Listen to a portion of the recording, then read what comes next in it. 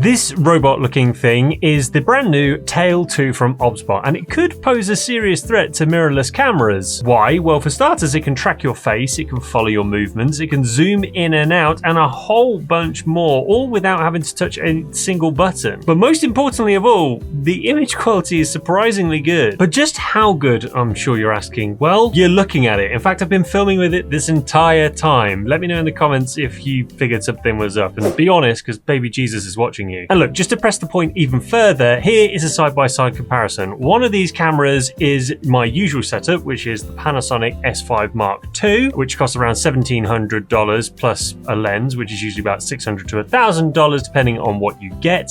And then the other one is the Obsbot camera, which is priced at $1,200 all in. Anyway, have you guessed which one is right? Well, here's a clue.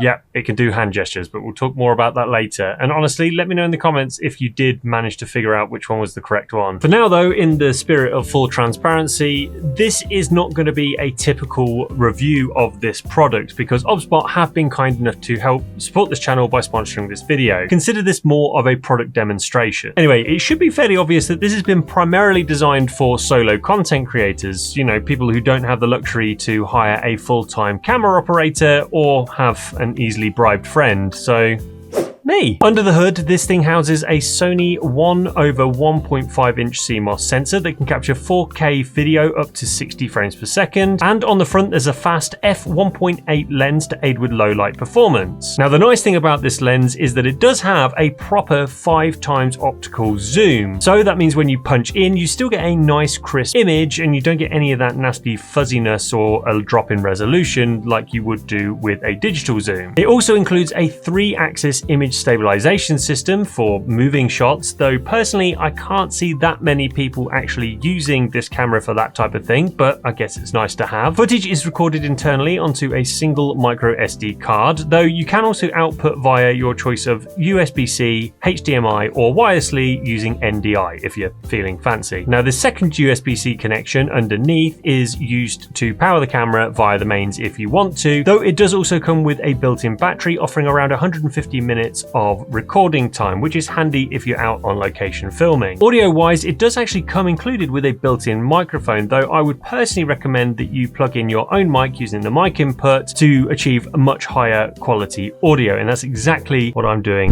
right now. Now, one really cool feature that I honestly haven't seen before is the fact that this sensor can actually rotate independently. Now, this is obviously useful for recording vertical video without losing any resolution, but it also allows the camera to lock the horizon level. Now, with other cameras like this, like its little brother, the Tail Air, which I've actually reviewed on this channel previously, when the camera is angled up or down as it tracks a subject, the frame will actually become tilted. So this rotating sensor is actually a really clever way of allowing the camera to make sure that that horizon line is always kept straight. Speaking of AI tracking, this camera now uses deep learning algorithms to detect and track human faces and bodies, which means you can walk, run, jump, spin, or perform a full interpretive dance, and this little robot will keep tracking you. It also features a new Only Me mode, which will tell the camera to keep tracking your selected subject even when they are briefly obscured by other objects. Now, as I've already mentioned, you can control this camera completely using hand gestures. For example, if I hold up an open palm, this will activate tracking mode and the camera will follow me around. Then if I simply flash an OK sign, it'll start or stop recording, and making an L sign will zoom in or back out again. But without a screen, how do you know everything's working as it should? Well, there's actually a light on the front here that confirms when a gesture has been recognized to make sure you haven't just been ghosted by a machine. But obviously having no screen will only get you so far. So the good news is that there's actually a full-sized HDMI port on this camera, which means you can hook it up quite easily to a monitor. But if throwing gang signs to a robot isn't your thing, then there's also a free mobile app that's compatible with iOS and Android. From here, you can do things like fine-tuning your exposure, framing your shot, set tracking targets manually, or even trigger multicam mode, and that's where things get spicy. So using the Obsbot app, you can set up and sync multiple cameras together to create a proper multicam setup, which is exactly what I've got going on here. I have the Tail 2 as my A cam, and then over to my right, I've got the Tail Air, which is kind of like a wide behind the scenes shot of my extremely messy studio. Don't judge, alright? I also have both cameras set up to track my movements, so I can do things like this. I can get up, walk around my studio, have a stroll, and obviously the audio is going to suffer a bit here. Oh, hello. Like my new haircut. So I can walk around and go, look, look. I've got some lovely cameras on show here. Do you like them?